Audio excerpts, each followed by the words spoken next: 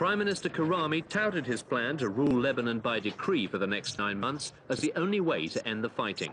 But as deputies arrived to debate the issue, running battles between rival militiamen broke out in the streets just a few blocks away. The gunfire was heard by the security forces posted outside the parliamentary session. It didn't augur well for the government's new charter. Christian and Muslim factions have failed to put down their weapons despite the agreement of their leaders to join the government of national unity. The meeting was inconclusive. Not all the cabinet members were present, with Walid Jumblat and Nabi Berri missing from the lineup. With the debate to be continued, it was nevertheless a useful airing of views on the reorganization of the army and the removal of Israeli troops from southern Lebanon. A group of women squeezed past security to try to disrupt the session.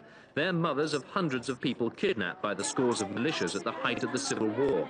They'd come to complain at the delay in having their sons released, a promise the Karami cabinet made at its first meeting last month.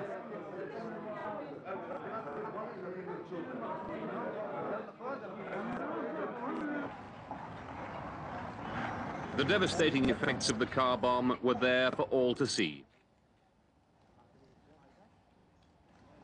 Police estimated the car was packed with at least 60 kilograms of dynamite. The driver, identified as a Lebanese national, died instantly, his mission a failure. Bomb experts believe the device was detonated purely by chance, well before it was timed to explode. The driver had barely got close to the Junier police station, his likely target, before the car blew up.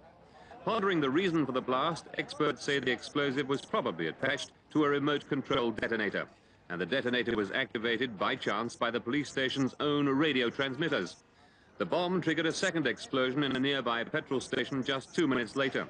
15 people were injured by the blasts, although only the bomb car driver died. The fragile dawn ceasefire lasted only 5 minutes before fighting broke out once again throughout the city. One shell hit the Spanish ambassador's residence in Christian East Beirut. The fighting followed the 6th consecutive night of violence in the city, during which 2 people died and more than 30 were wounded. It's said to center around the government's plans to open 2 new crossings through the divided city.